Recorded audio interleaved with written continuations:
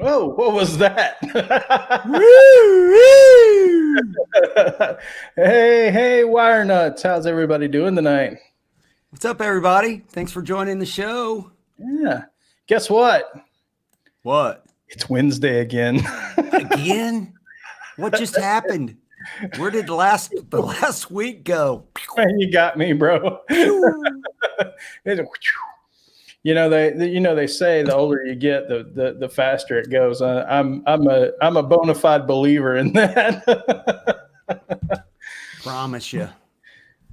Promise that's a fact. Yeah. So how you doing, buddy? Doing all right, man. Doing all I right. see It's you're, been I, s- go ahead. I see you're rocking that pretty royal blue LPD tonight. Yeah, you know it. So you got the you're representing tonight. I Ooh, just, my favorite colors are red and black. yeah, there you go. I'm kind of a red and black guy. There you go. There you go. Right on. Yeah. I like the So red. I like the red. red's nice. Red's nice. I It's like a red. nice red. Matches Yeah, my chair.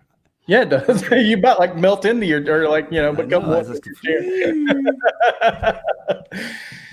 Oh man. yeah. So, what's going on with you, man? Anything new at the homestead? Puppies all healed up and being radical and all kinds of tearing up the house again, all that Yep, kind of good stuff.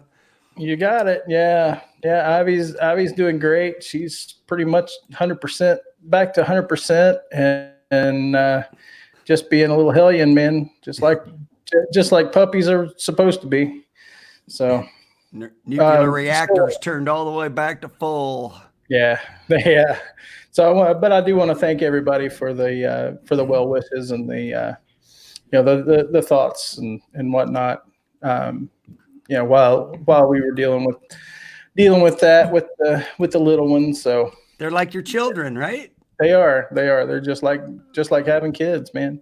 Mhm. So Well, listen, we got a little bit of house cleaning to talk we about do, tonight.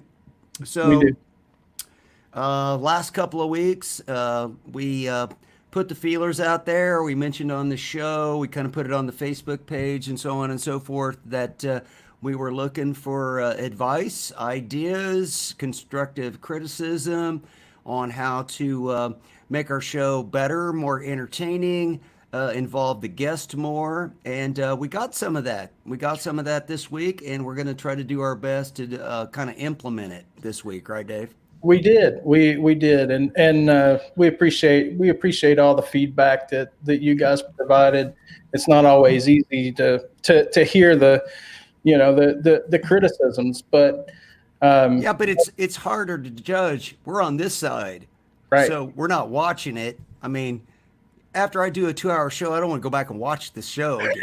So it's nice to have you guys are the ones watching it. We're doing the show for you guys, so it was important to us to try to figure out, or try at least do the best we could to make it as good as we can make it at this point in right, time, anyway. Right for you right, guys. right. So, So so we, we we appreciate we appreciate the feedback. we do, and we've made some changes, and we're going to be implementing some of those changes tonight. Yeah. And over time, as you guys give us more feedback, it'll evolve as well. So it'll continue to evolve, and we appreciate any feedback, positive or negative. So yeah, So yeah. so yeah, So yeah. So so yeah. So about that's about it as far as news. We haven't done anything with our merch yet. Of course, there's still cool Livewires merch. We still are planning to have some new stuff. It's just between getting ready for the show and having our own channels and working and children and everything else involved with the life day to day, we haven't got around to it yet. But it's it's right. it's still in the planning stages. Yep. So. Keep an eye out. We will announce when we do get some new merch. So we will Well, definitely. we've been on about 5 minutes here, Dave. We've got most of the crew in already. I see. Why Yeah. don't you shout that chat out and see who all we got in watching tonight already? First in the night was Jay Steen. How you doing, So, Jay? Hope you're so doing buddy well. Jay, I hope you're going to make it to Gear Fest because hopefully this partner in crime and Hack, my other partner in crime, who I see out there in the chat. Guitar Hack's gonna be able to make it down, and the four of us just terrorize the place. Yeah, that'd be great. So got Terry Himes. Good evening to you, Terry. Was second. R2, R3.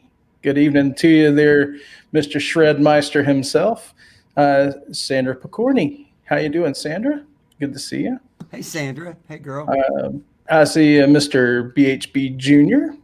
How you doing, Bruce? Hey, what's up, Bruce? And as you said, Guitar Hack. There's Guitar Bazaar. Glenn, good evening to you, sir. I gotta stop you down for just a second because we have an important question that's already been popped up in the chat. We got to take care of this right now. We need to know.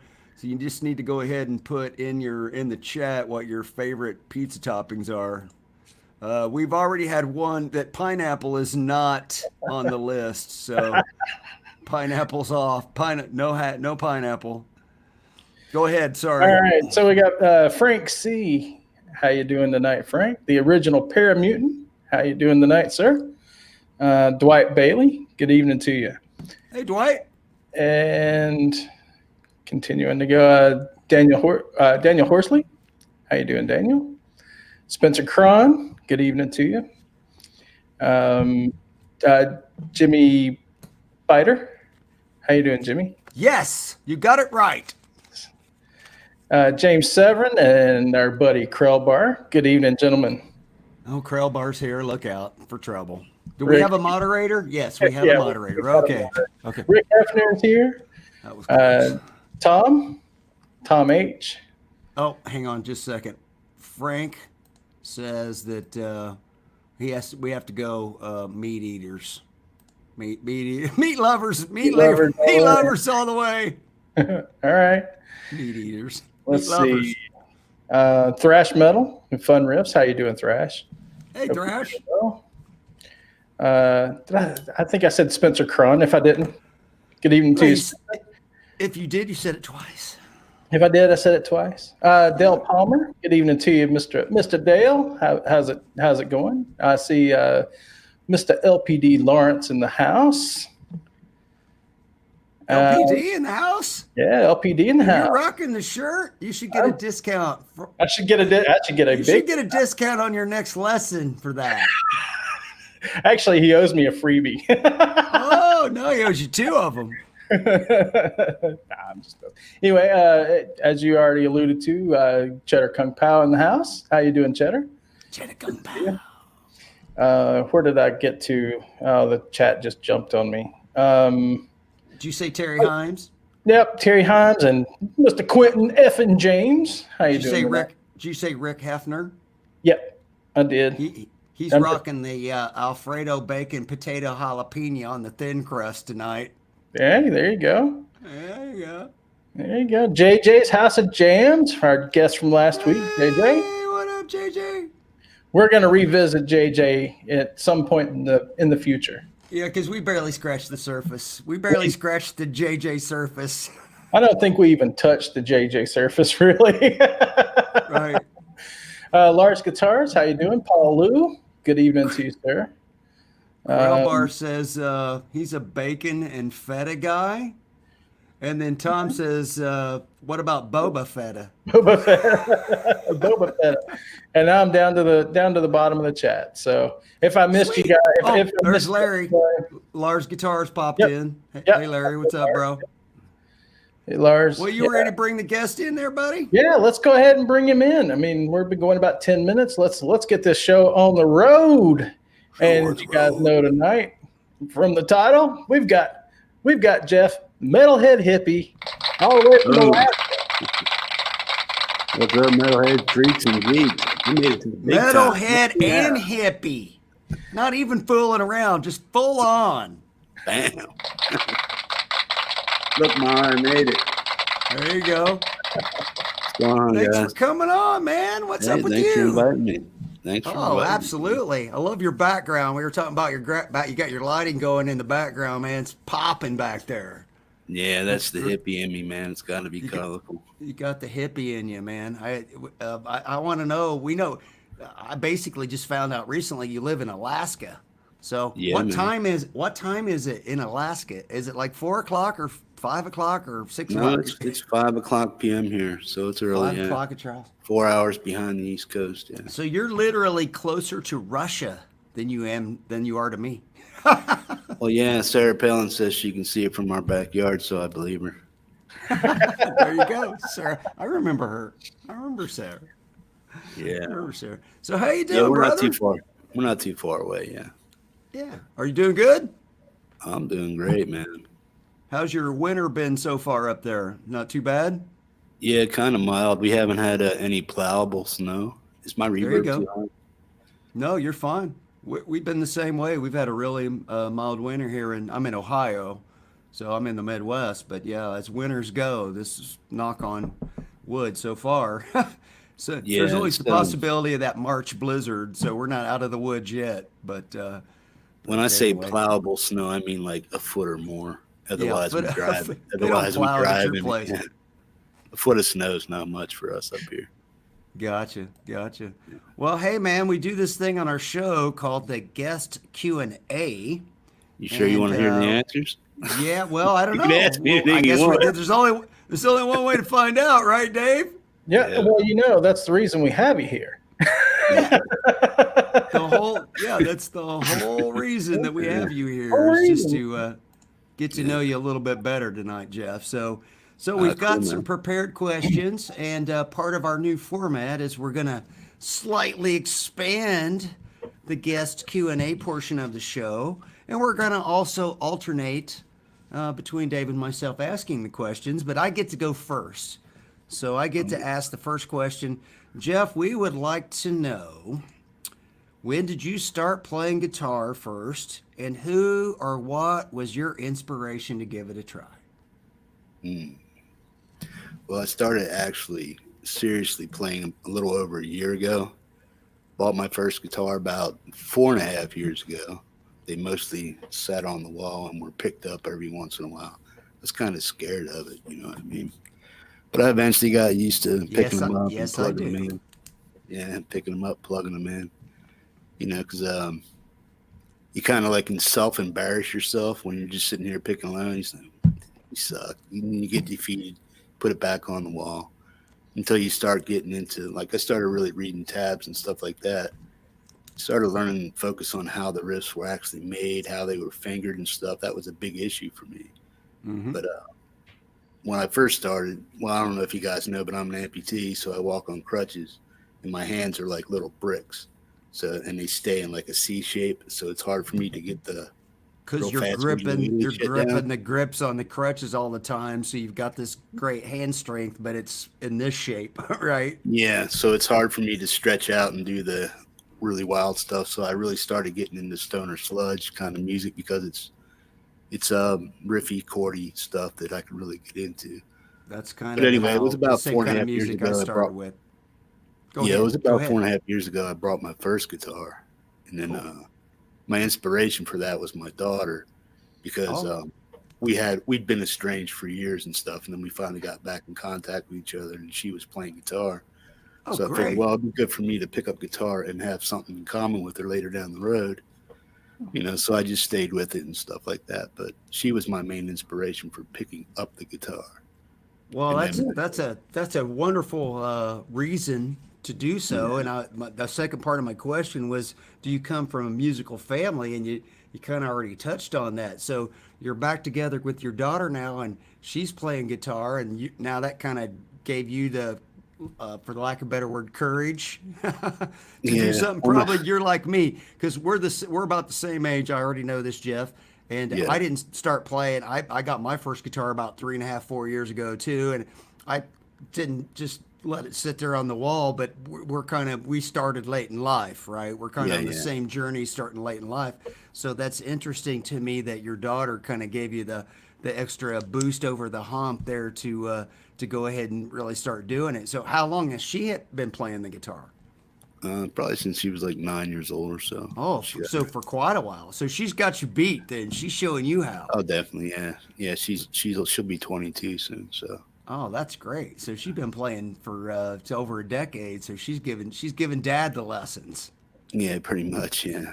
And now my oldest son, I got my oldest son, Nathan. He comes in the chat every once in a while. If you see Nathan Anderson chat, that's my oldest son. He's like 30. Okay, cool. We'll keep an eye out. I see some new people joined in. Dan from New Jersey and Metal Soda. And somebody else I saw joined in a few minutes. Joe Hervey's in the show now. So thanks everybody for joining in. We appreciate that. And Janice. Well, yeah, Janice is here. Cool. Yep. I like Janice. Janice makes all the live shows. She makes the circuit. I don't know how she pulls it off. Shout out to my girl Sandra Picorni over there. Yeah, Sandra was in early. She was waiting for us to go live. Thank you very much, Sandra. We want to get her on the show here. We're hoping to get her booked at awesome a later chick date. Right there, buddy. Awesome chick. Absolutely. So we're ready for our next question, and right. Dave's got the next one for you. So, Jeff, what was your first guitar, and do you still own it? No and yes. So let me interpret that. I had it, and then I sold it, and then I hated myself, so I bought it again. Is that close to right? Is that close? No, I'll try to make this as quick as I possibly can. No, take your time. I got the guitar bug, like I said, right? Mm-hmm. Yeah. So I go on Amazon, started looking at all these guitars and shit, and I was like, I want Pantera. I wanted the whammy bar like Daryl did. Oh yeah. So I decided, well, I want to get this Schecter Hellraiser Damien with the whammy. What's that? What's the stuff they have with the switches and stuff? Oh, they got the Sustainiac. Sustainiac. The not just bar, Sustainer. Sustainiac. Yeah, it was the Sustainiac, man. So I got it in the mail. I got it from Amazon. It's like, put out $800 for this damn thing. First guitar. I get it. The whammy bar, the back floating bar was like jammed all the way up. Oh, so I was like, it wasn't set up didn't know at anything all. about guitars. So I'm like, is this right or is this wrong? But the strings were snapped and it scratched some of the paint. So I was sent it back as a damaged thing. And then I started going online and I was like, you asshole, you're a beginner. Why are you trying to start with a guitar like that? Yeah, you don't need a Floyd on the first one, probably. No, but my real first guitar that I actually played is my Schecter Hellraiser 006. Okay, cool. We just put new strings on this tonight. Oh yeah, look at that bad boy. Cool. Oh, is that the red top? Yeah, red quilt. Yeah. Yeah, So, red quilt top blood red with that quilt. like that abalone binding on everything on it. Yeah. Yeah, Schecters are nice, man. I've had a couple Schecters. They definitely are well-made guitars. Is that the 8185 set, Jeff? 8189. 8189. Okay. Yeah. Cool. So yeah, that's the first guitar I ever went twang and hit a note. So gotcha. So you had it. Is that the same one you bought and it was junk and then it wasn't set up right and then you got rid of that one? You got another one, or is it the same one? You just got it set up right? No, that was the first one was that Damien with the Sustainiac and stuff. I sent back to Amazon, and then I got you. Then I did some research about what a beginner guitar should really start with and stuff like that, and what would be easiest to maintain and keep in check as far as low maintenance for a beginner. And I came up with that one. Went with the hardtail instead. Cool. Yeah, it was on sale at Zounds, and I still had the cash, so about a month after I sent that back and got my cash back from Amazon, I went to Zounds and seen that on. It was an $800 guitar marked down, $200 because I was buying two guitars at one time. Cool. Dave, I'm skipping the next question because it does not apply. So I'm going to go down to number 4. Go for it. Jeff, we would like to know what led you to starting a YouTube channel and posting content. What was your inspiration to do that? Because that's sticking yourself out there. And you, like me, we're not experienced players, and we have to fight through the backlash of not being great guitar players at 50 plus years of age. Oh yeah. Even though that's kind of what our channels are about, right? Yeah, yeah. So what gave you that idea? What was your inspiration to do that or give you the shot at that?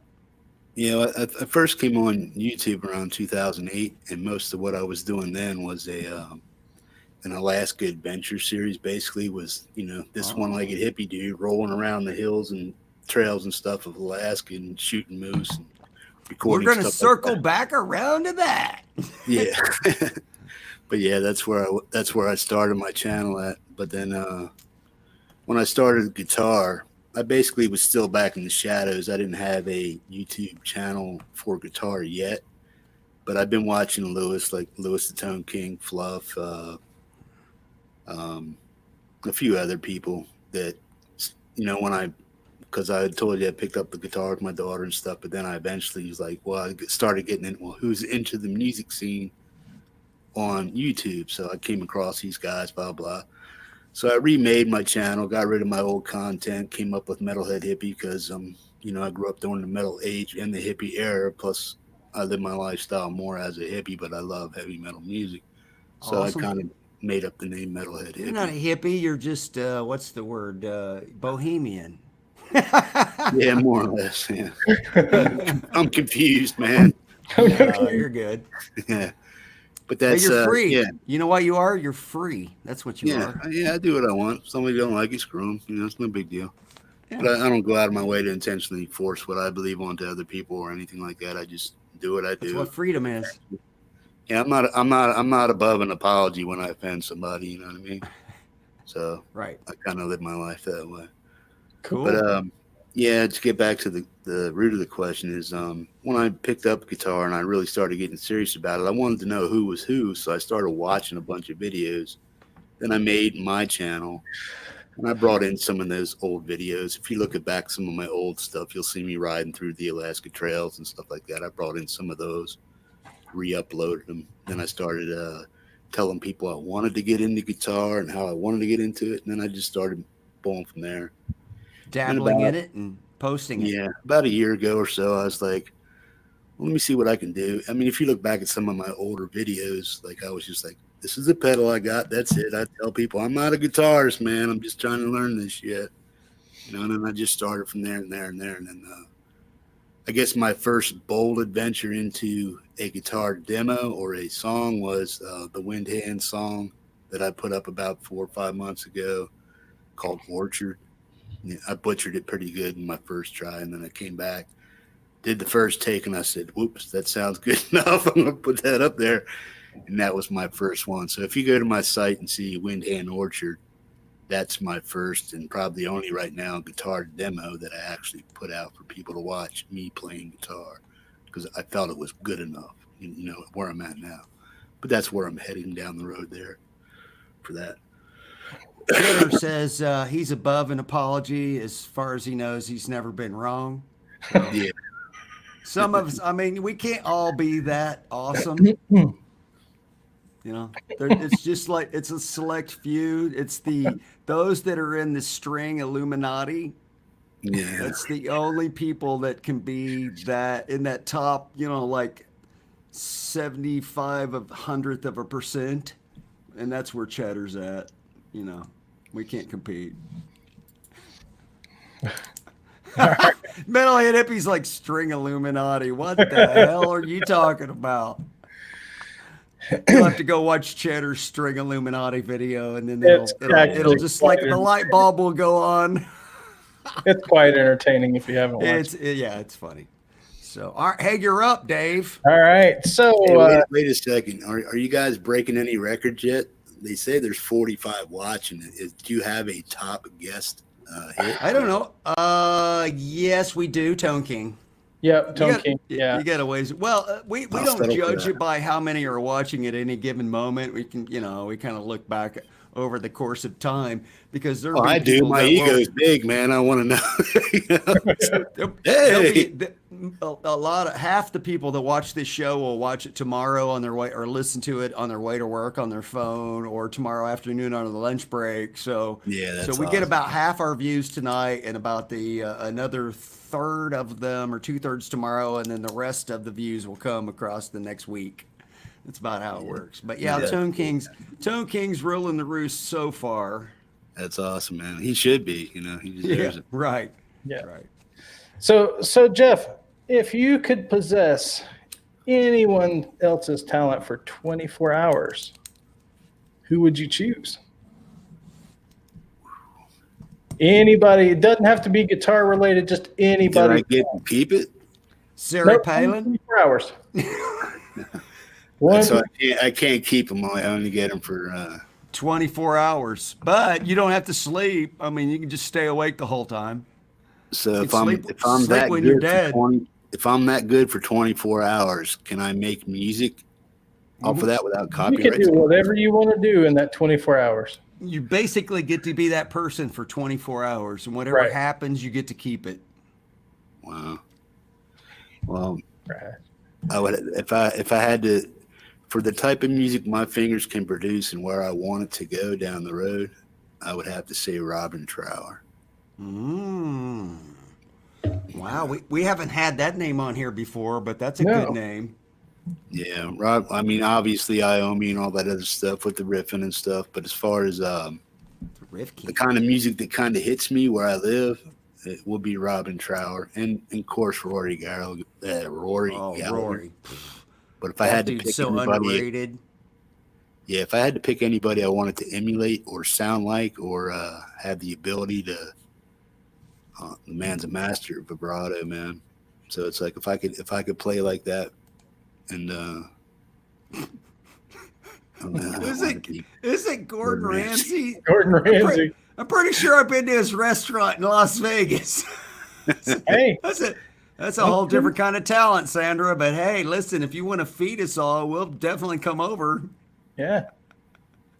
Now see, I have genres too. So, but if you're telling me I can only pick one, No, you can pick No, anything at all. Doesn't Well, have. you doesn't get have you to get one person's talent for 24 hours. So you went Robin Trower, but if you want to change your answer, we're cool with it. Yeah. No, I wouldn't change my answer. But as far as if I was able to switch up genres, I have quite a few different ones. Like So if you had 24 hours in different genres, what other genre / talent would you pick?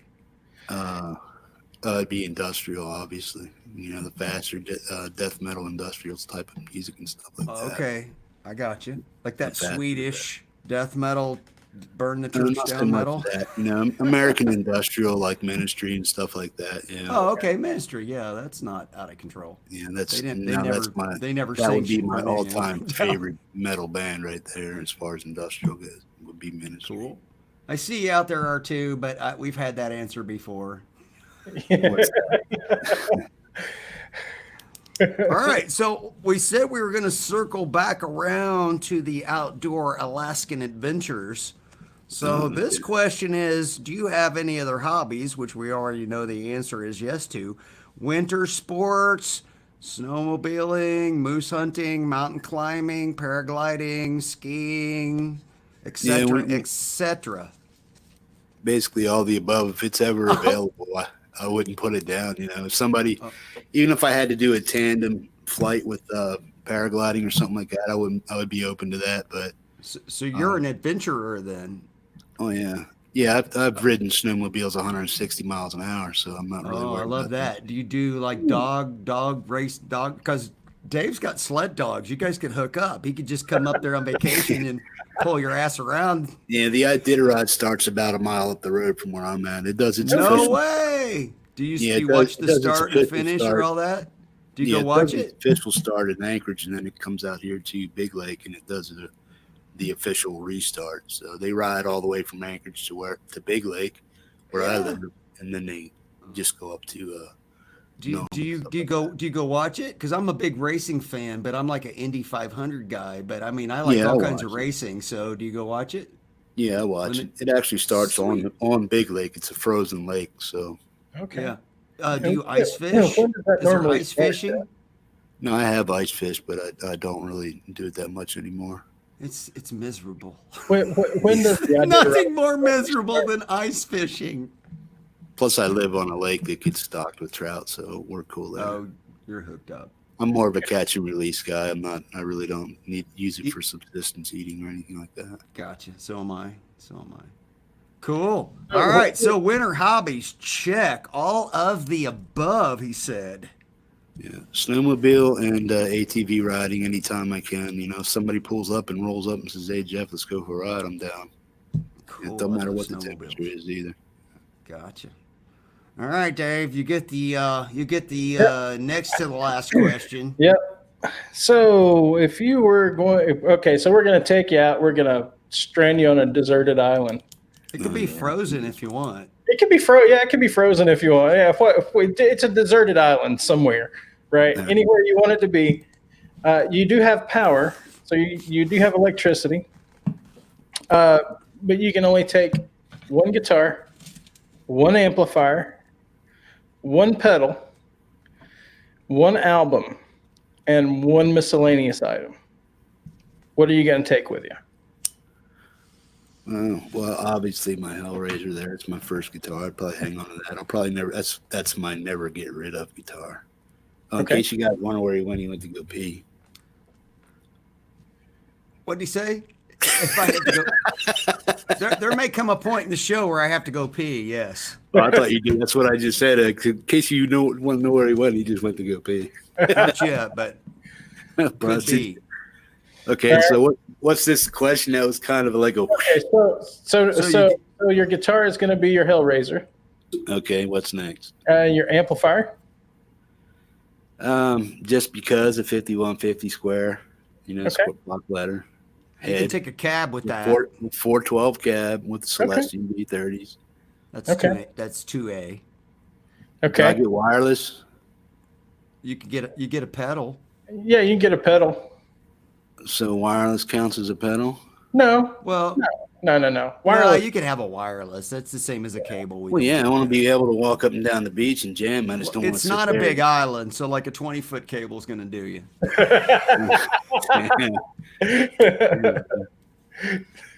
But yeah, just go with an 18-footer because you got better like impedance resistance is less and it's better tone on the 18-footer.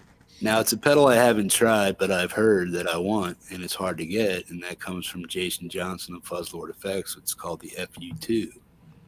So it's I want it just because of the name. Yeah, it's called the FU2 pedal from Fuzzlord Effects. I don't even care what it sounds like. The guy makes like 20 to 30 pedals a month, and even just to get in on the pre-order and click order, boom, you're like out of the loop already because the pedals are gone as soon as he puts them up for sale. Wow. So you need to pre-order on the pre-order. You basically need to call him up on the phone and say, dude, next time you're making a batch, I want to get on the list. Can I just buy it now? And then you send it to me when you make it. I tried that, man. I tried. It didn't work. That didn't work either. Until he gets some help in his shop and starts getting people that know what they're doing, putting out more pedals. Then it's sort of like Lawrence, man. Lawrence, I'm sure he does he's just like soldering his little set amount. Yeah. He's probably a mad genius. He just stays at work and stuff. But yeah. This next part of Dave's question might be the hardest part, the hardest one that most people struggle with. So one album to listen to. For all eternity or what? Till you get off the damn island, till we decide to let you off. There's no time limit. I came up with a pre-thoughted, but I was like, I would probably say I would want to sit in silence on the island if that was the case. But on my day of my rescue, I'd probably want the Rolling Stones "Give Me Shelter" coming in. You know what I mean? Oh, I love that song. That's my favorite. So if they come in on a PT song. boat and they see this crazed hippie, like, "Come here, you motherfuckers, get me off the island," I'd want to hear Rolling Stones "Give Me Shelter." So. That's my favorite Stones song, and I'm so glad I got to see the Stones once and perform it live. And of course, the lady that sings the solo parts and sings with Mick, she was fantastic. It was great. I loved it. That's definitely my number one Stone song. And then we have one miscellaneous luxury item. Good answer, Hippie. Toilet paper. There you go, man. You think I'm using my fingers and wiping them in the sand? You're crazy, man. He didn't even freaking have to think about it. Not at all. Just didn't even have to. There was no thought process whatsoever. The answer was just there. One luxury item, toilet paper. TP for the bunghole. Gotta have it. TP for I am Cornholio. I'm the great Cornholio. TP for my bunghole. All right. One more question. Make it a This good is one. the new question. This is a new question. I get a New, virgin. difficult question. What question is there that we did not ask you that we should have? That's loaded. I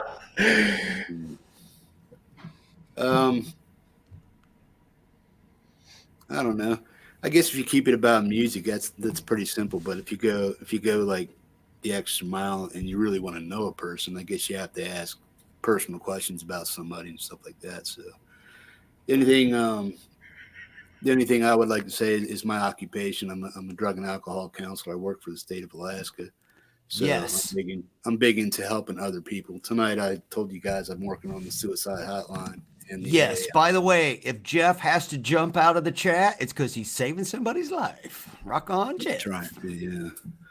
Yeah, a friend of mine called in and said she asked me to fill in for her, so I do that. But twice a month I run the AA hotline here, and people call in needing information about AA meetings or want to talk about, getting sober and stuff. I'll sit there and bend their ear for a while. That's great, man. That's fantastic. That's super What a cool. great thing to volunteer to do for. And by the way, hey, Fruitcake Tony, I see you out there, brother. What's up, man? Good to see you. That's great. Yeah. Well, that And then was our last question for you, Jeff. So you made it through the quiz in one piece. Are you relieved? Oh yeah, yeah. Oh yeah. I'm totally man. relieved, man. Totally relieved. Well, we've got a new segment, and Jeff kind of already went into it a little bit because he didn't realize, but that's okay. So we're adding a new segment in tonight, everybody. And we want to know what you think about it. And this one is called A Piece of Your Action.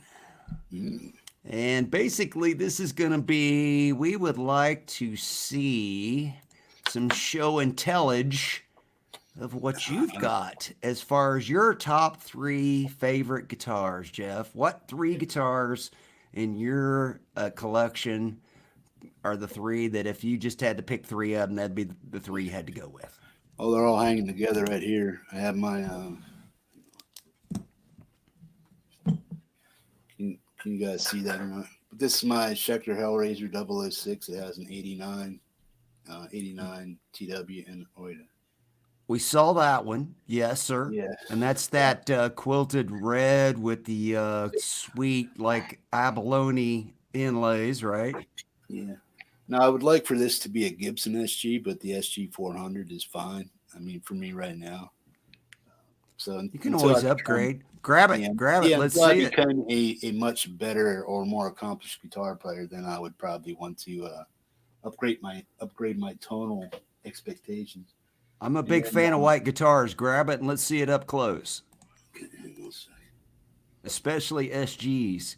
The most SGs out there that are Gibsons have gold hardware, so it's a little bit more difficult to find one that has the got chrome gold. or the nickel. Yeah, this still has the plastic on, and I try to keep the plastic on as long as I can before I start scratching things up. There you go. But that's the SG 400 Nice. Alfaro. Yeah, baby. It has the old style headstock. Did you guys see That's the newer okay. headstocks? We did. Yeah, What do you think about 'em? One called the Black Faded Modern, I think it's called Black Faded Modern. That's keep an eye out for that because I'll probably grab that one.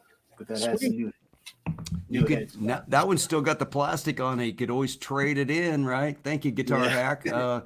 Dave and I came up with that. We had the Motley Crue theme going. Piece of your action is a Motley Crue theme. What else you got there, Jeff? Yeah, show us that one. I see birds. I see birds. Do you know what it is before I show you the headstock?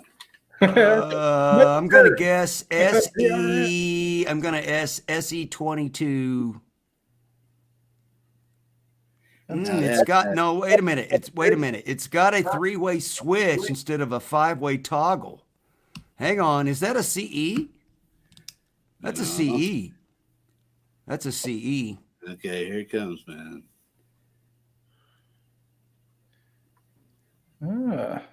It's an SE, but it's a 277. Oh, that's a little bit different. Now, what's a 277? I'm not sure. You tell us. That's the baritone. Oh, it's a low. Gotcha. 27.7. 27.7. Inch scale, yeah. Yeah, it's the SE range and stuff. Instead of a 594. tobacco burst, yeah. So Oh, it's a real great burst on that one. What color's the back? Like just the red, just the mahogany with kind of the yeah, it's red. like a mahogany red, I guess you'd call it. Yeah, baby. Like that. That's nice. What pickups are in that one? They're the 80 15s, I think, or something. 85 15s? Yeah, yeah. There you go. I like yours though because they're the zebras. You Yeah. either usually get them all black or you get them chrome covered with chrome covers on them. So that's sweet. Yeah, I'm kind of limited with space, so I have to stack them a certain way in here. I understand that, dude. I got them stacked under the stairs. I have to be careful not to smack them on the staircase when I take them out the rack. But these are my three main guitars and stuff. Well, show us another one. What's number 4 then? Since you already showed us the. Well, this would actually be number 3 on the list as far as player. Ooh, Baritone it looks doesn't like get played that much. It does, but oh, look at this there. is the PRS SE 245 Nice. Platinum. I Cool. like that one. SE range. So Hey, man. most of my guitars are all in the medium price range. You like that pattern thin neck? Is that both your SEs have the pattern thin neck? No, the SG is a Slim D. The Schecter's is Slim C, and PRS is called a wide fat. Okay.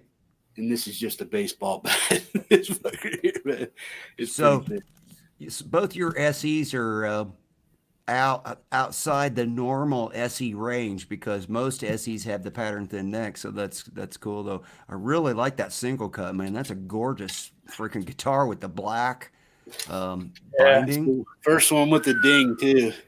Yeah, Oh, that's all right. They just gives There's it a knot out of the mojo. back. Look how thick that paint is, man. Yeah, it's all right. It's just thick It as just shit. gives it character. Yeah. Nobody can see it but me anyway. there you go. But you. And my last All right.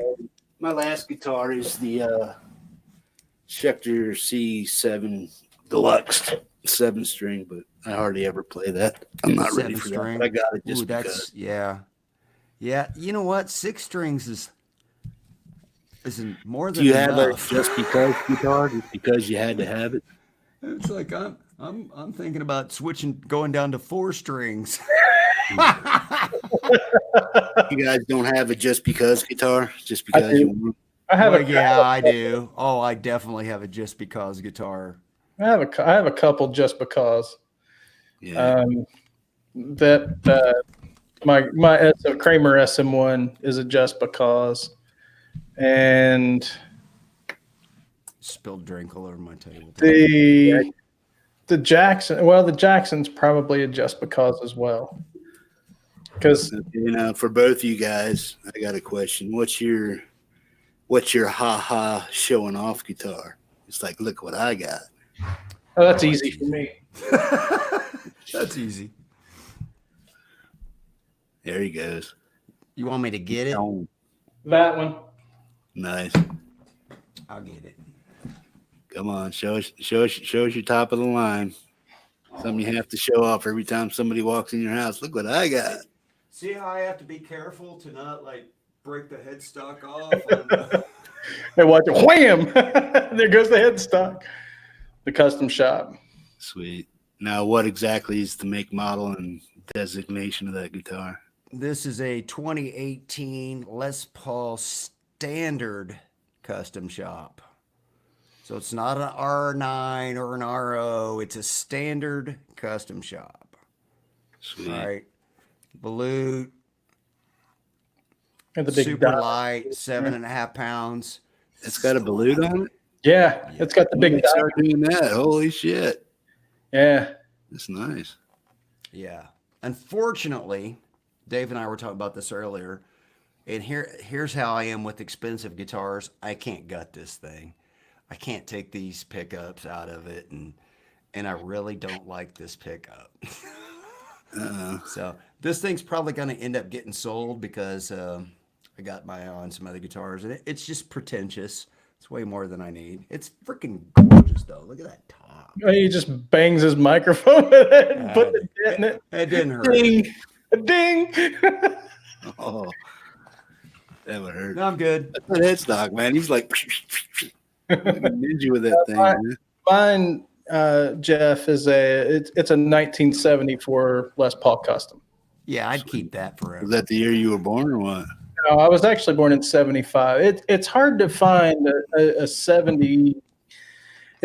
The early 70s are kind of difficult because of the serial numbers. Gibson didn't keep extremely good records, and what they were doing is they were recycling serial numbers. So that serial number could have been on a 1956. It could have been on a 70 or 69 or 70.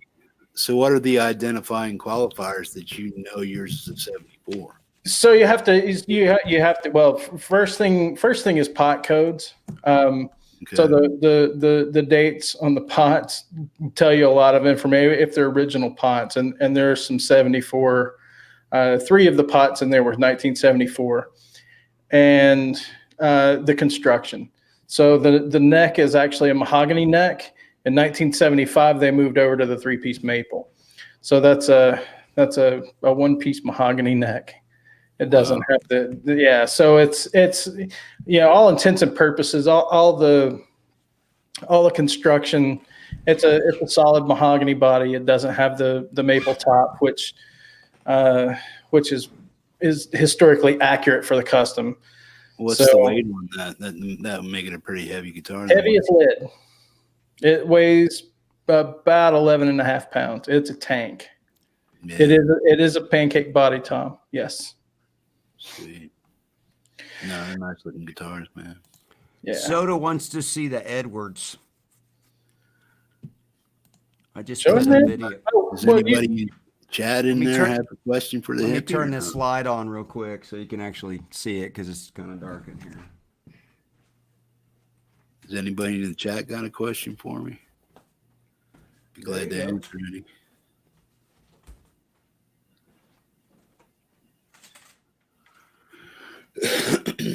Yeah, Tom. They were pancake bodies were a thing on all models until 1976. The video finally went out tonight. The one I promised you last week. It finally got uploaded. Yeah, so basically, it's like, obviously it's a Les Paul custom copy. 5-ply binding on the back, 7 on the front. So is that like a Gibson or what? It's way better than that. This is made in the ESP factory in Japan. Okay. So this is an ESP Japan copy of a Les Paul Classic that's only for sale in Japan. They don't export them. So other than nibs and the in-house ESP pickups, it's spec-wise, long tenon, everything that you would get on a custom. But I'll be honest with you, you can watch the video. It's a good video, I think. It's not quite up to Gibson's standard. This is AAA if Gibson's major league. Let's put it that way. But brand new out of the box, this is $1,200. And what's a Gibson Les Paul custom cost you? $5,000. Yeah. Nah, I'm cool, man. And I paid $600. Wow, to want to play a guitar that expensive. Yeah, and that's what makes it kind of cool because I paid $643, and that included the Ohio tax I had to pay on reverb. Wow. So I got money to play with. I can swap the pickups out and still be under the brand new price. Yep. Yeah. Cool. All right. So anyway, last week it was these go to 11. This week I finally got the video uploaded. It went up right up before the show went live, so you can watch it later if you're interested in that guitar. Yeah, cool. Well, dude, speaking of guitars, yeah, we've arrived.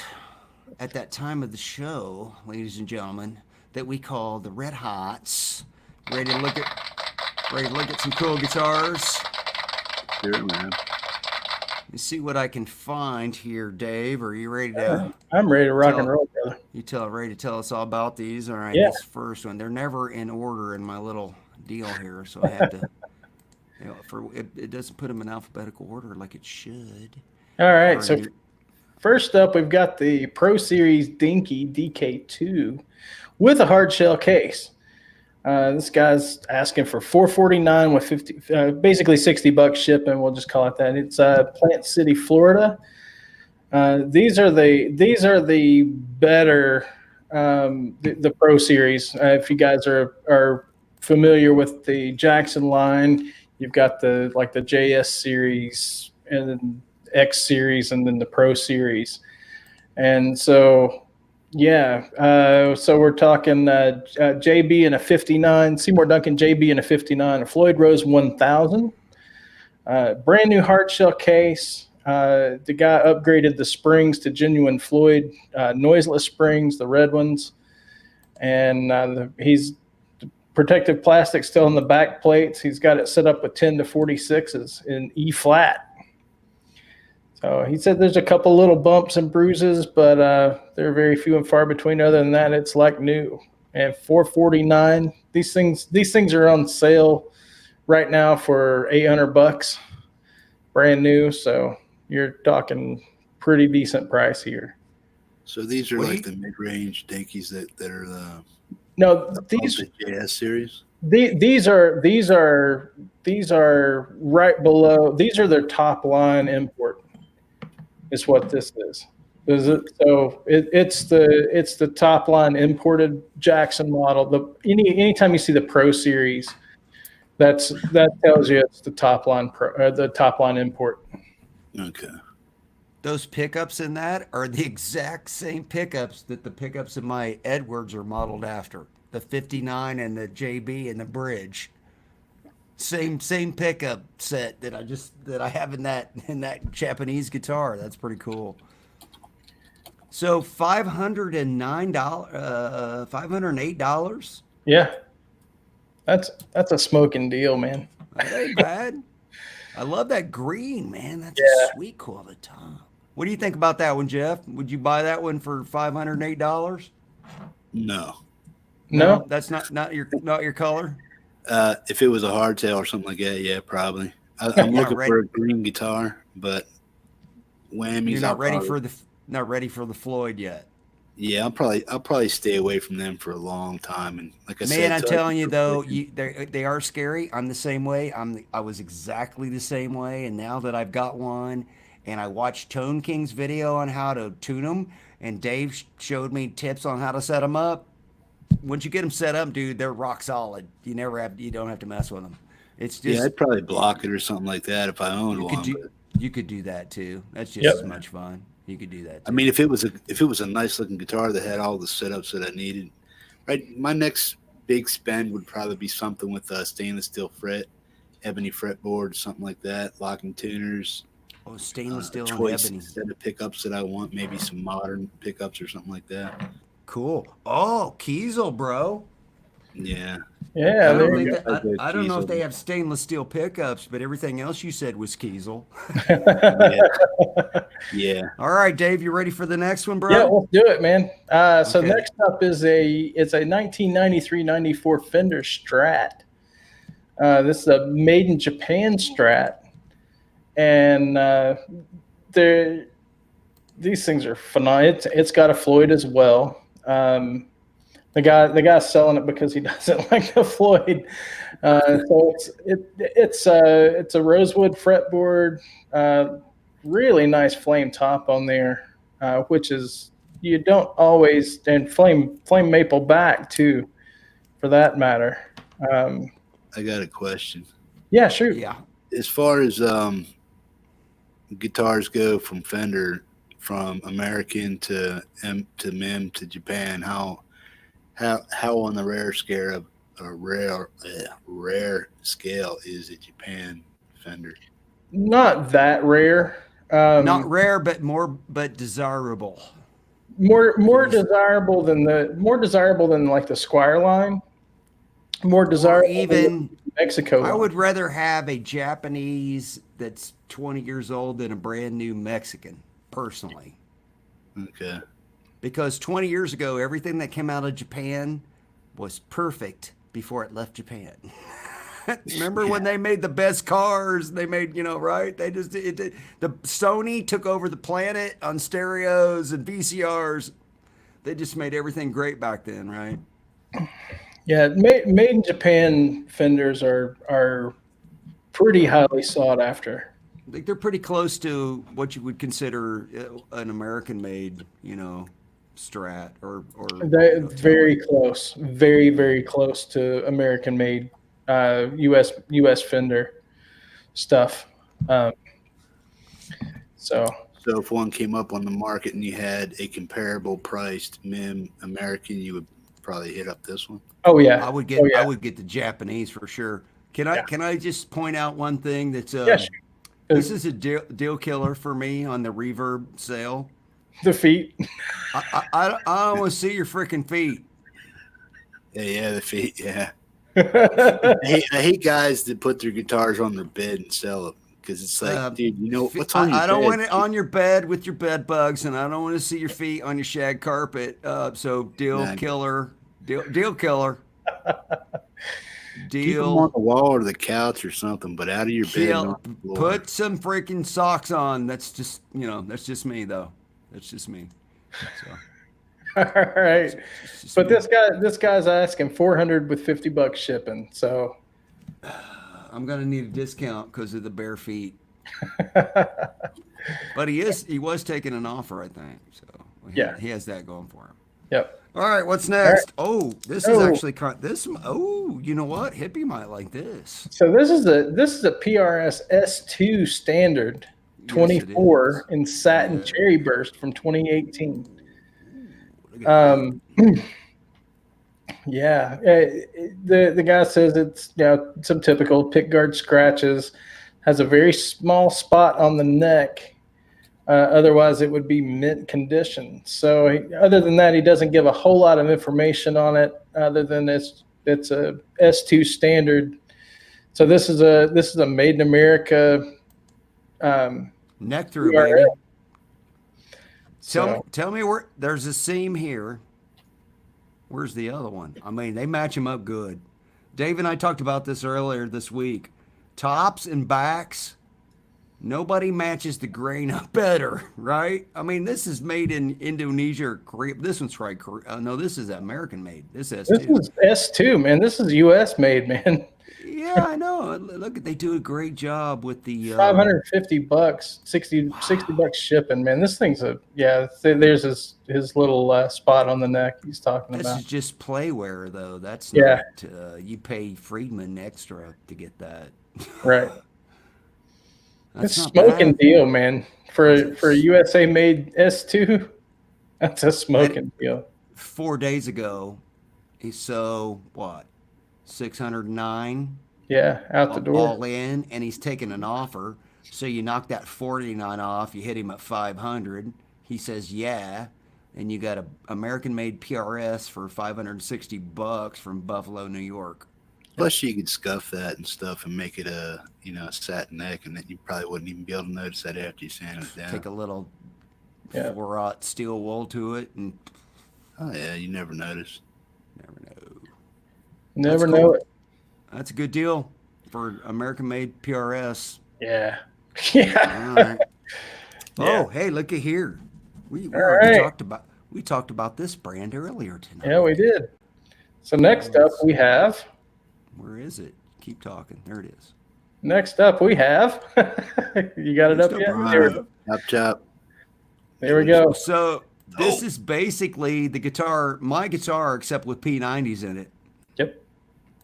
Sweet. Yep. No, that's a nice looking guitar there, buddy. Yeah. And in black rather than white. But this is the Les Paul Custom Edwards with P90s. Yep. Mahogany body.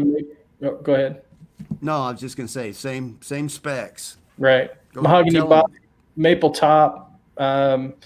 ebony fretboard, mother of pearl inlays. He's saying all stock electronics, tuners, and hardware. He has put on Dunlop strap lock buttons. Jumbo frets. He says slimmer neck or similar neck to a 60s slim taper, and I'm pretty sure that's what you said, Brian. To me, it's the same neck I had on my 2018 Les Paul Classic with the P90s. Okay. So it's a 60s neck, but it's different than the one that's on my 16 standard. The round 60s. Right. Is what it doesn't change from neck to body. That's the round 60. Yeah. So it's a 60s neck. It's just doesn't have that slim taper or whatever asymmetrical thing going on. Yep. And $875 with $75 shipping, and that is in Vermont, in Woodstock, Vermont. There you go. So $950. Guys, I got to tell you, for $950, that's a lot of freaking guitar, man. That's a lot of guitar for $9. This is built in the ESP factory in Japan, right? That makes the ESP custom shop guitars that are $4,000. That's who made this guitar. Are those soap bars compared to dog ears? Now, which one would be a quieter pickup, and are these waxed? They're the same. A dog ear and a soap bar are both P90s. It's just the cover, right? It's the cover that makes one a dog ear and the other a P90. That's all it is. There's no noise cancellation in one or the other, different than the other? Nope. I would guess, if it doesn't say, if I was going to guess, I'd say these are Seymour Duncan P90s. It is a 2010, so I'm not sure. I don't know that much about Edwards. Almost all the Edwards from a certain date forward come with Seymour Duncan pickups now. Did they make a wax potted P90 or not? They probably are wax potted, but you're still it's the 60 cycle hum that the P90s pick up, right? And so what you're thinking about is a P100 that's a double stacked, more or less a humbucker. Yeah, I'm just wondering if anybody makes a P90 in a range that they try to eliminate the most amount of 60 cycle possible. That's the P100. Well, there's Glenn from Guitar Bazaar, who was here earlier, also makes a noiseless P90. Sweet. And it is not a dummy coil. He does something different. So it is a true P90, but it's pretty much noiseless. So yeah, it might be ebony, something like that. Ebony board, all Goto, hardware tuners, real bone nut, 5-ply binding on the back, 7 on the front, Goto bridge, Goto stop tail. Real deal guitar, folks. Cool stuff. Yep. All right. All right, moving on. What's next? Oh, cool. This one's got a G on the headstock. Yes, it does. Uh-oh. So this. Now we did. You ready? Yep. All right. So this is from 1998, which is known as the Goodwood era Gibson. This is a standard Nighthawk. The Goodwood, the good tone wood era. The Goodwood era of Gibson. So pretty much standard Gibson fare you got going on here. It says there's a few small dings on the back of it, a slight scratch in the headstock. Otherwise, in excellent condition. This guy is the original owner and bought it brand new in 1998. The includes the original hard shell case, original receipt, and it is the nifty pink interior with the blanket, with the Gibson blanket. Got the pink inside. Yeah. So you got the mini hum in the neck position as a Gibson single coil, and I'm not sure which humbucker that is in the bridge. It doesn't tell me, but it's a really nice flame maple top, and it's actually matched really well. And you guys know that I'm a stickler for matching. This one's actually matched quite well. I love flame tops that have the grain going north and south and east and west. Right. That's what got me to buy my standard that I have. It's got the grain going both ways. I don't know what they call that. What do they call that? It has a word. There's a word for The it. mineral lines. Yeah. That's what they are. It's the mineral streaks going north and south. That's all it is. Brand new. It looks like you paid $1,132. Yeah. 1150 out to, or 1150 with $100 shipping out the door. So 1250. It's appreciated since 1998. Yeah, maybe a little bit. He is taking an offer. And this is coming out of Westlake, Ohio. I know where that's at. All right. Oh, so we had one of these on the show, and it was such a great friggin' deal that it sold about 4 o'clock this afternoon. Yep. And then we found another one. It was not quite as good, but it's about $50 within the same deal. And Jeff, this one's in better shape. Jeff, I kind of had you in mind when I plucked this one.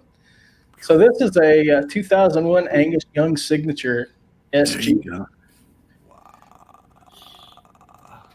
Yeah. Very nice. Daddy likes that. Yeah.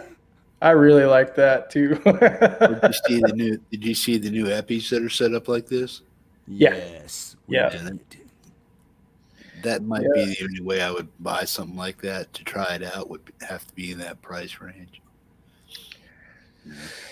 So this You gotta realize big this boy is a guitar player, custom. maybe. This is a custom guitar. well, no, it's a production model. It's not a custom shop. No, it's not a custom. I'm pretty sure it's not a custom shop.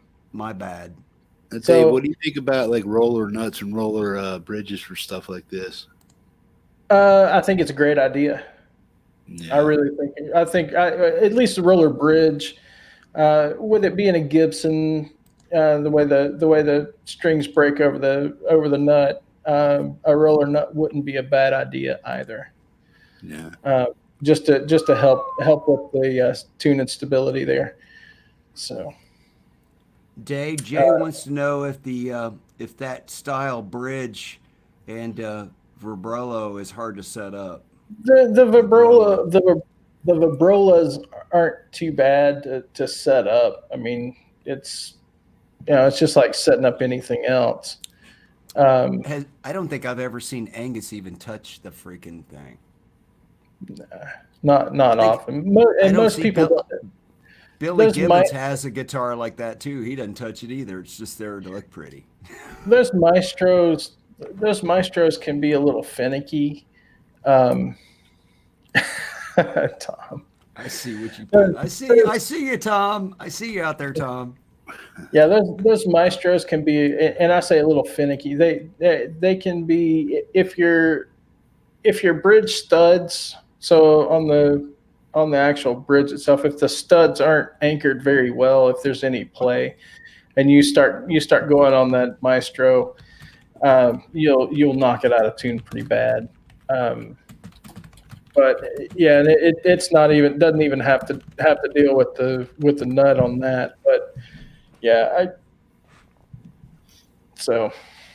I mean that on a Gibson. I don't know if it's the best idea at all, but they look cool. Now on a Firebird where you've got the straight string pull through the nut, it's not as big of a deal. But your ABR one, he said string pull through the nut. Yeah, hey, yeah, that's how it works, man. So okay, I got a question for you. Shoot it. So when you guys are looking at guitars to buy, whether they're used, new, well, let's just say used because the question kind of relates to that. But do you ever think about why is this guy selling this guitar? I mean, like on Craigslist, you might see a guitar that you normally see about for $2,000 brand new, but the guy's selling it for $900.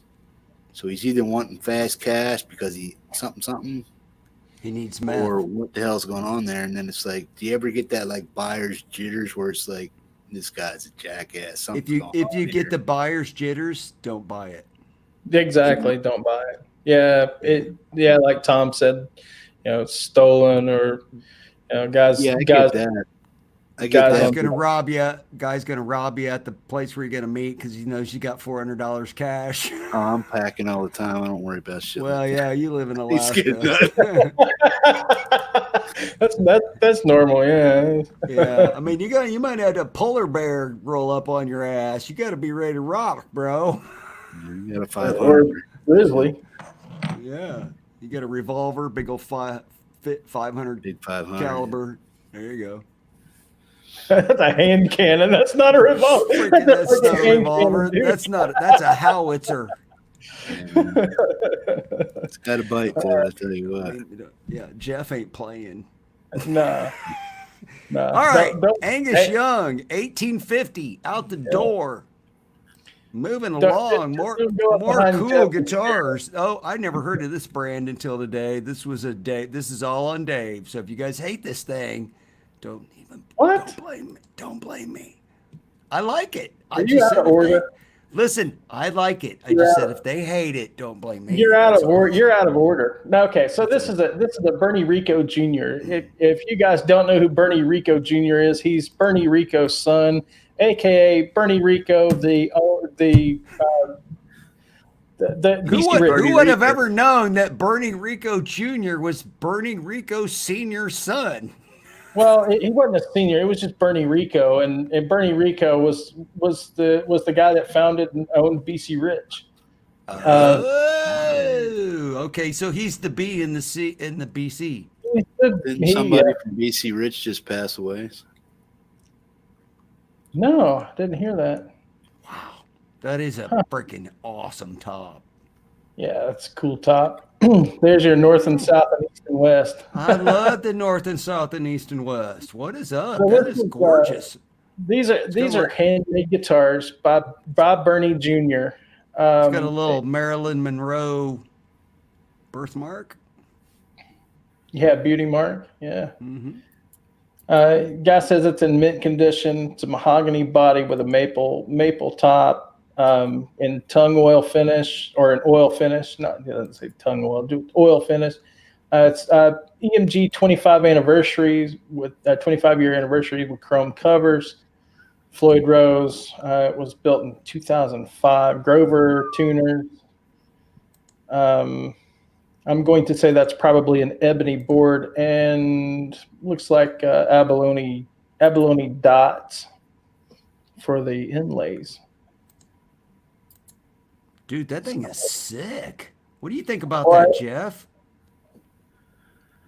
That's out of my wheelhouse there. Out of your price range? What do you think about it looks wise? It's probably not for me. I think it's the gold. I think it's all the gold. It's I think it's chrome. all. I think it's all all chromage.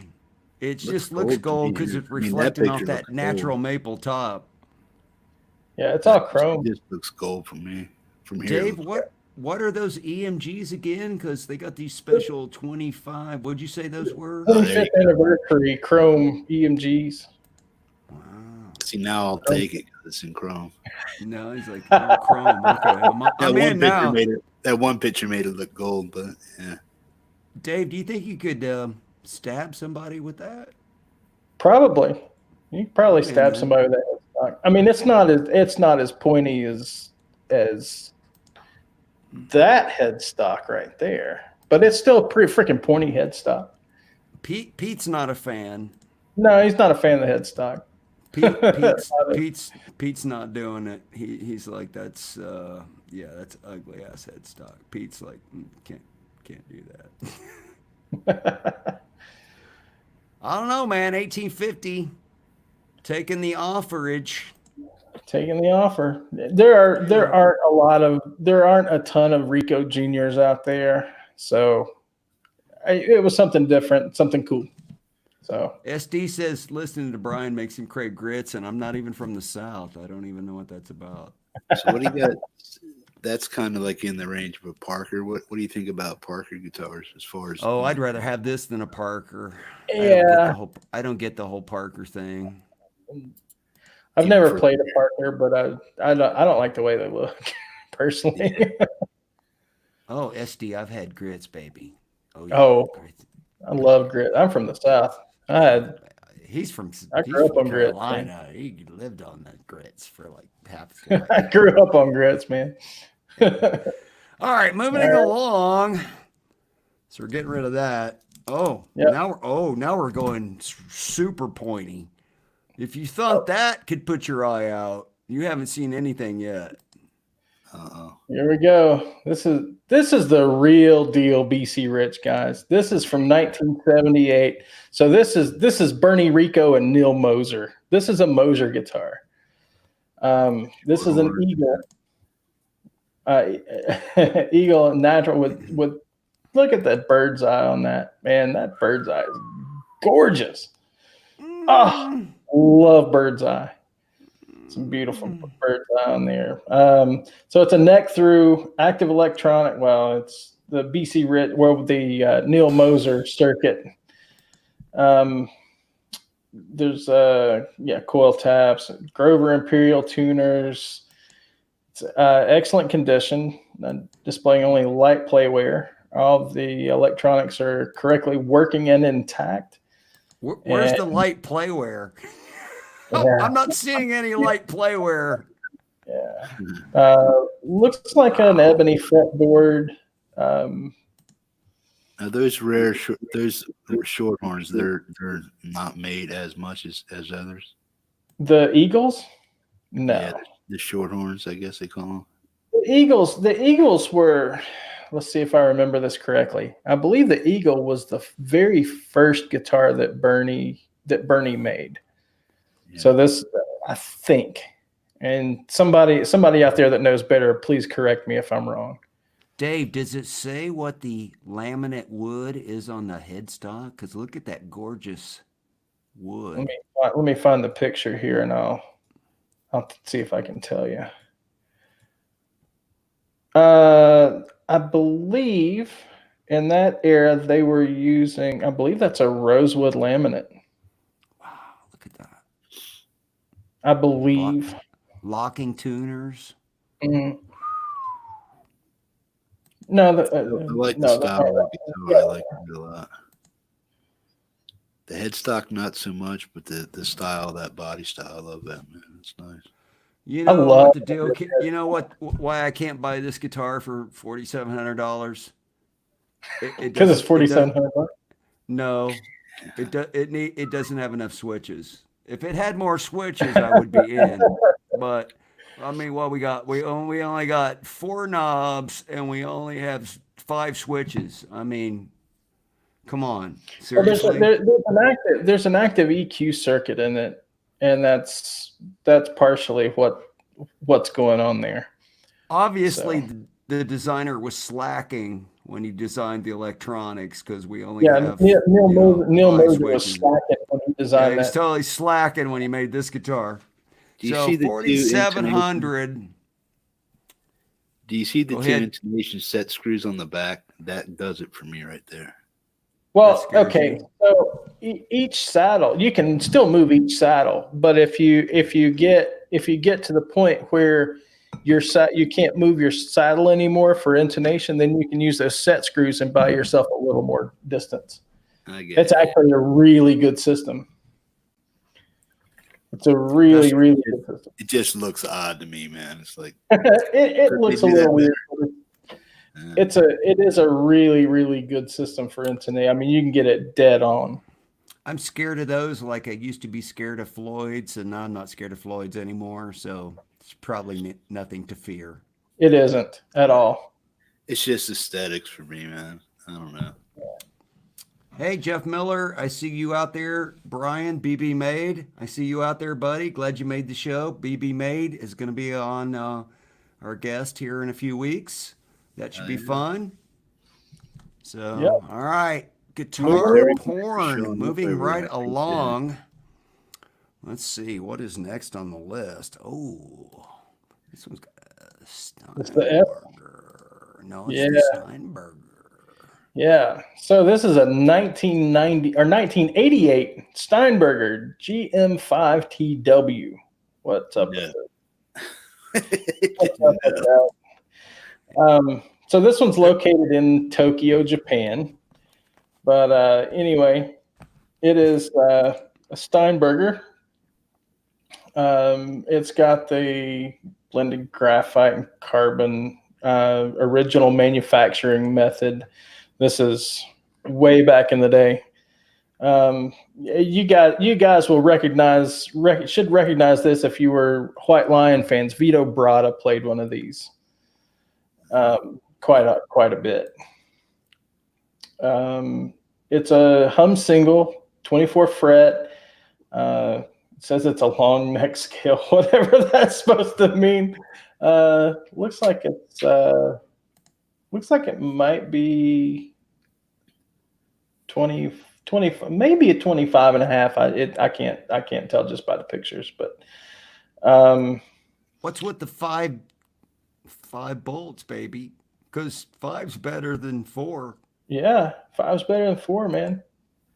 So what's you guys' preferred scale length in guitar? Mine's 25.5. 25 or 24 and 3/4. Yeah, right around. Yeah, me too. What's this neck material? Um, Wood. Oh, damn! I went, man, friggin' genius. I'm not. That's genius. Sure. I think it's the graphite and carbon neck. I think it's what it actually is. Smart ass guest. I had to, man. I mean, it was an easy setup, bro. I know. I'd lobbed the softball in there, and you knocked it out of the park. Actually, I think it is the graphite. I think it's like the graphite and carbon neck. So, but Okay. anyway, Cool. That is Okay, one another really guitar. long freaking whammy bar. Another guitar question. yep. Okay. 5-piece, 3-piece, 1-piece. What's the big significant difference between having a 5-piece, 3-piece, or a single piece of wood? Now, as far as stability goes, which is better? Is it 5, 3, or 1? And For necks. yeah, because I would shy away from a single slab of wood just because if it twists, there's no way to really get it untwisted. Well, But okay. if Here's a 5-piece wood, maybe. here's the thing. A lot of guitars are single piece necks. A lot. As long as the wood is properly dried and properly cared for, once it's completed, if it's not going to move, it shouldn't move. Right. If it doesn't twist in the first few months of its life, it should not twist unless there's a unless there's an environmental factor at play. Like you leave it in a hot car, you leave it in a cold car, you leave it in, something like that, right? High humidity and hot. Then it can cause the neck to twist. But under normal conditions, it should not twist. It's like my 74. It's 46 years old, and neck's just straight as an arrow. Yeah, Sandra was asking a question earlier about my guitars living in Alaska as far as climatizing in my rooms and stuff like that. I have temperature switches in my room. I mean, fluctuations every day, all day during the winter time. So it's like when I get up, my stuff is either sharp or pulled tight, Right. depending on the climate. So, but Yep.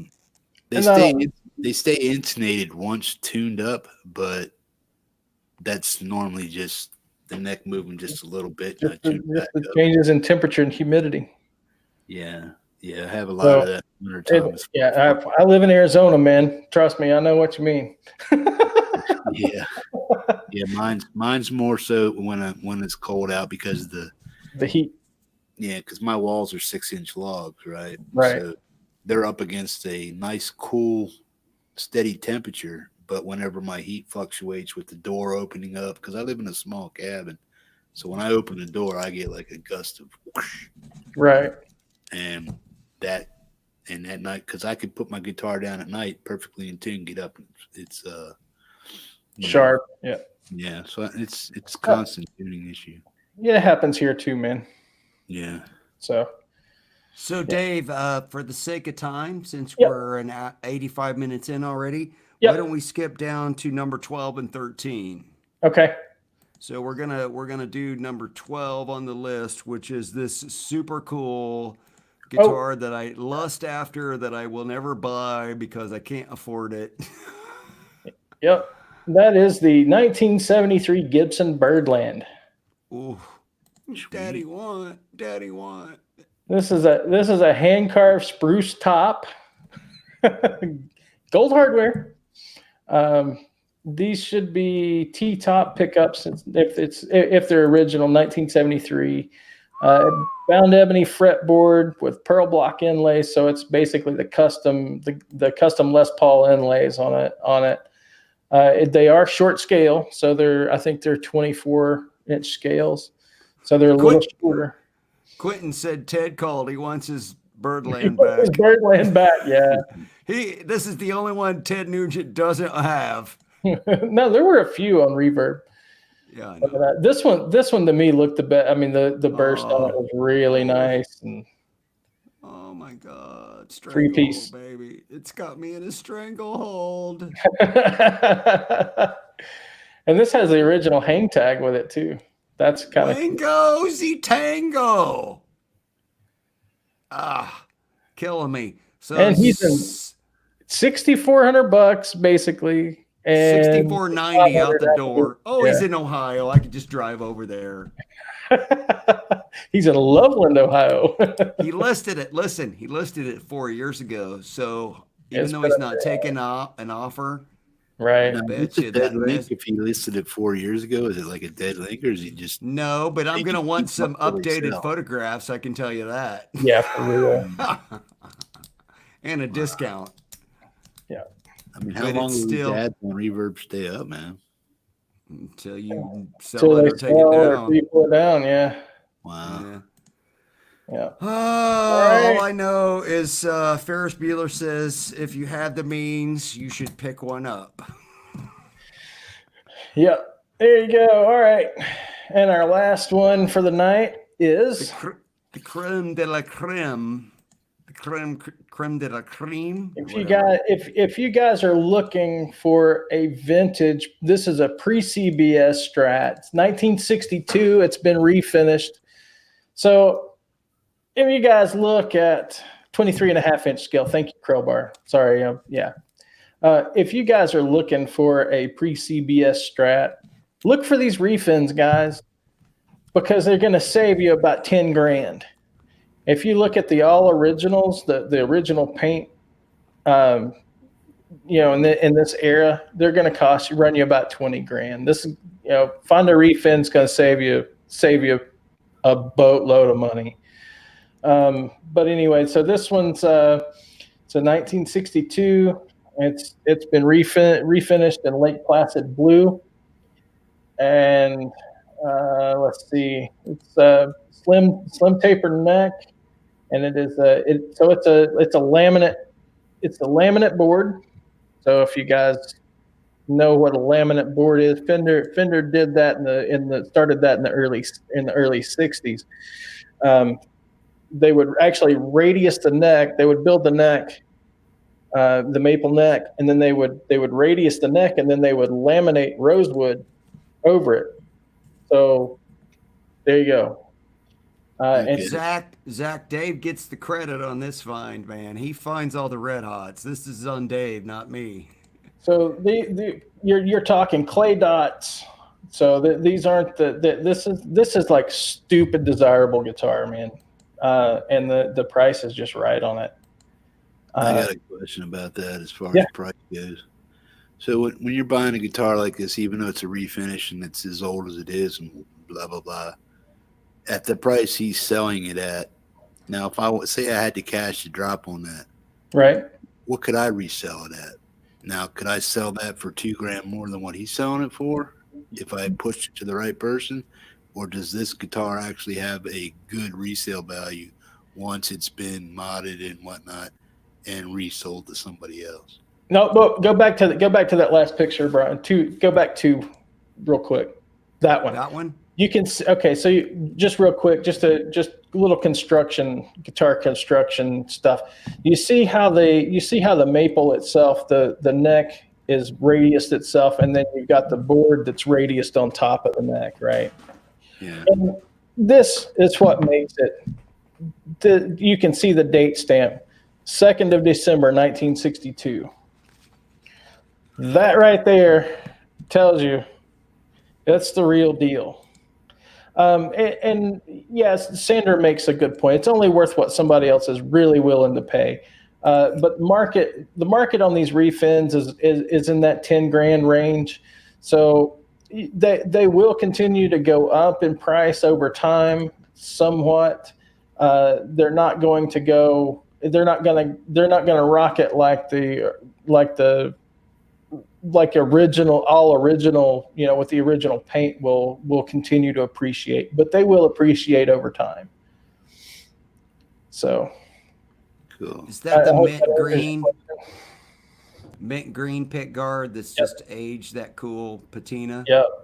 And now is that original, or is just the body been painted in the pick guard and everything else is original? Pick guard, everything's original except for the paint on the body.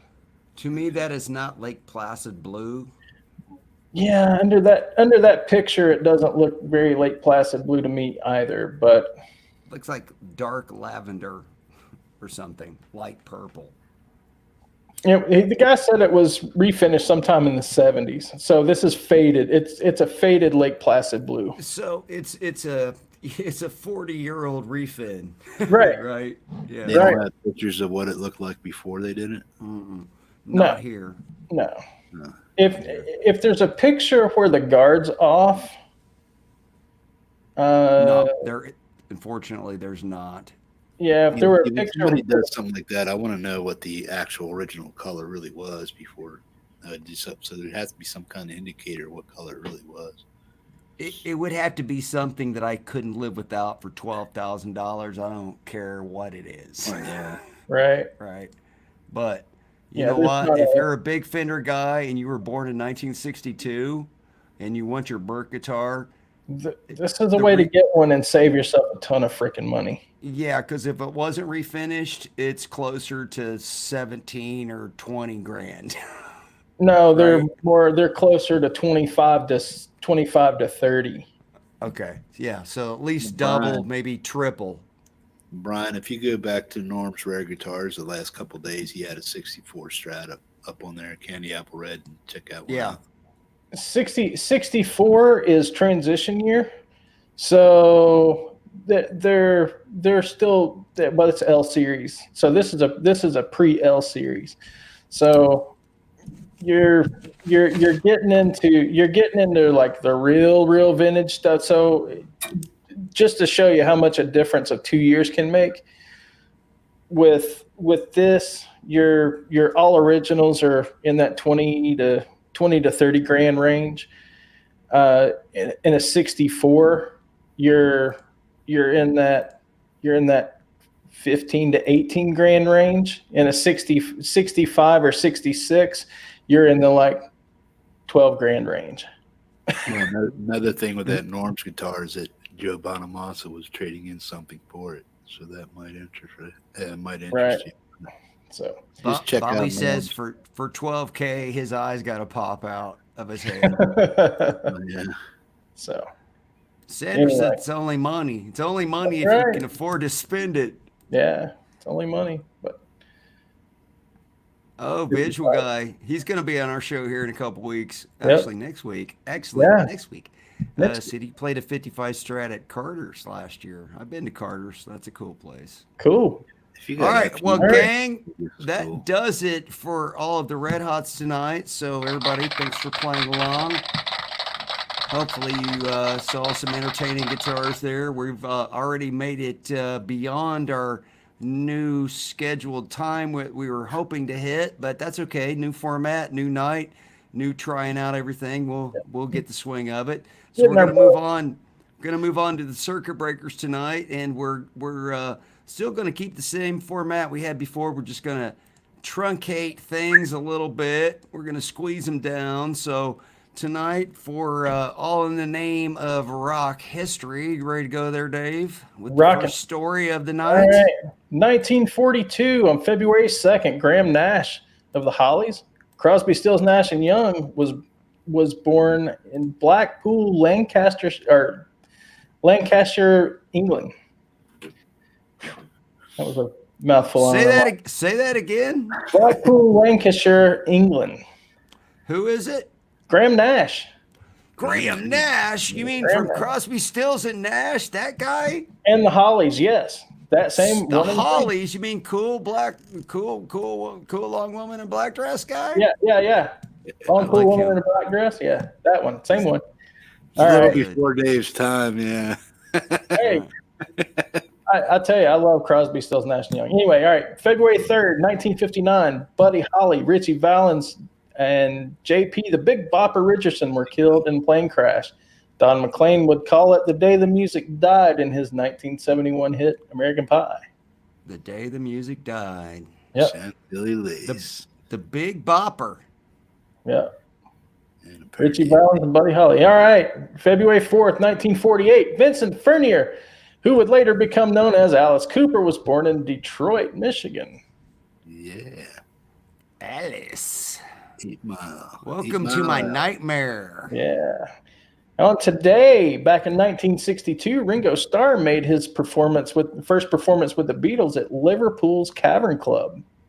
Yeah. Poor Pete got kicked to the curb and Ringo got rich. Yeah. And then in 1964, bass player Duff McKagan was born Michael Andrew McKagan in Seattle, Washington. With the Seattle drug scene causing problems, he headed to Los Angeles, where he helped form Guns N' Roses. Where he inspired the drug problem in Los Angeles. Yeah. Eventually, well, first it was just booze, and then he got on the streetballs. And I met Duff on the Use Your Illusion tour for about over a 3-day period, and never once did I see him with not a bottle of Stoli vodka. Not Gatorade, not water. Stoli. the cheap crap. All right, February. Stoli's good. Stoli's not bad. Okay, if you say so. It's not absolutely February good. 6th, 1945. Nestor Robert Marley, a.k.a. Bob Marley, was born in Jamaica. Robert, what's up, homie? No woman, no cry. That's it. And then in 1962, on February 6th, William Bruce Rose Jr., a.k.a. Axl Rose, was born in Lafayette, Indiana. Guess who else was born in Lafayette, Indiana? Mick Mars. You? Izzy Stradlin. That's right, Izzy. And You. That guy. All right. February 2nd, 1980. AC/DC appear on the top of the Pops, where they perform A Touch Too Much. And it also happens to be lead singer Bon Scott's last appearance with the band. wow, I like that. That's one of my favorite songs too. Touch Too Much. That's a As he great- passed away 12 days later, which we'll circle back to in a couple of weeks. All right. Ooh. February 8th, we have another birthday. Vince Horton, a.k.a. Vince Neil, lead singer of Motley Crue, was born in Los Angeles. So, Vince Wharton Yep. or Vince Neil as the stage name? Which would you go with? Vince Wharton or Neil? Way cooler. All right. Vince Neil. Vince VW. Meal. Vince Happy Meal. That's a Happy Meal, yeah. All right. February 9th, close out the week. 1964, the Beatles appear on the Ed Sullivan Show, making their first live U.S. TV appearance. Wow. The First time that set America on fire, literally. It did. The British invasion brought forth the British invasion, Beatlemania, man. Firestorm. Yeah. All right. This next one's a kind of a feel-good story. Our good friend Dave Mustaine says he is 100% cancer-free during a Megadeth concert at an arena in London last Friday. About halfway through the band's set, he told the crowd, "My throat cancer from last year is gone. I went through all the chemotherapies. You know, at first I was afraid, and then I got mad, then I got fucking pissed." We stopped the record, we stopped everything, but I went under 51 radiation treatments, 9 chemotherapy treatments, and he is proud to announce that the cancer is gone. So Megadeth's European tour is going to continue through February. They haven't announced any new shows for 2020, but there is a 16th Megadeth album in the works, and there's also a new book out by Dave that's talking about the 1990 album Rust in Peace. And so, way to go, Dave. Done kick cancer's ass. Nobody can hate on that. I got one thing to say. Cancer sucks. Yes, it does. I got a scar to prove it. All right. Yeah. So, way to go, Dave. Done beat the cancer. Rock on, bro. Keep thrashing, man. And that brings us to our next story, entitled "Eat More Pizza." Jeremy Clementson has owned his east of Chicago pizza restaurant for 14 years. After having been affiliated with the chain since 1995. So he bought into the chain. So over the last year, he has started weaving humor into his billboard advertising. Some of the slogans he has included were "Now hiring, must show up." "If it's not there in 30 minutes, move closer." He's got a little bit of a sense of humor. I like it. Yeah, that's good. If it's not there in 30 minutes, move Free closer. box with every pizza. Of course. Our deep dish is as big as a pothole. It is Illinois, by the way. They have a big chuckle. And Tammy, you need to show up for work after one of his dedicated employees with a sense of humor took an extended medical leave. Tammy, you need to show up to work. So he says, "I scour the internet for different signs that people had. Sometimes I use them. Sometimes I reinvent my own." He said, and he said the response has been tremendously positive. That is until now, when the sign went up that reads, "Fat people are harder to kidnap." The sign was up for several weeks without any negative comments, but Clementson said that he took it down from in front of his store after a corporate headquarters received a complaint objecting to the sign. Most people, the local news. Get a sense of humor, people. Most people the local news station had spoke to said that they thought the billboard was funny and had no objection, but some understood how it could seem offensive. "I never thought about it in that way. Kidnapping's not a joke. We're taking it down, but there's still going to be more funny signs up here and more funny signs in the community. If anyone has any comments, my door is always open." Fat people are harder to kidnap. And of course, there had to be that one person that didn't get the joke. Yep. All right. We're down to the very last story of the night, gang. I hope you're ready for this.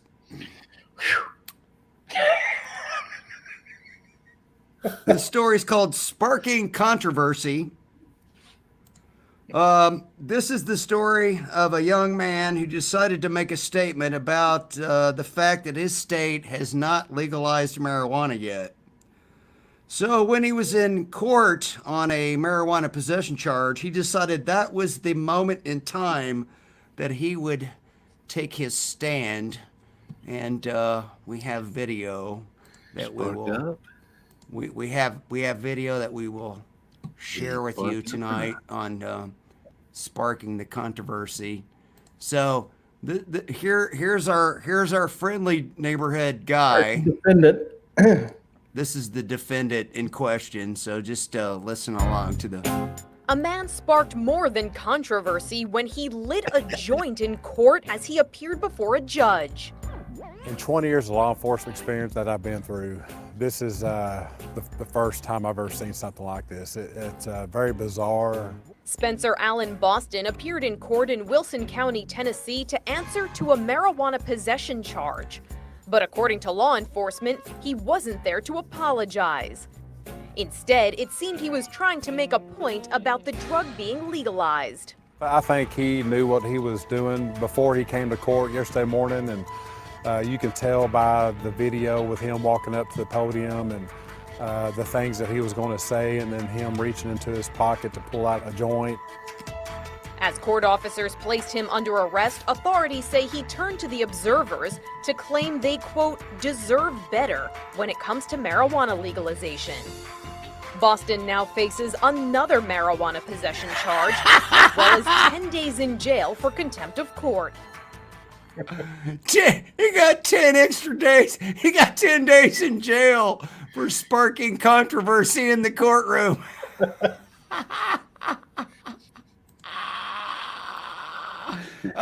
Dude, you got to do what you got to do, man.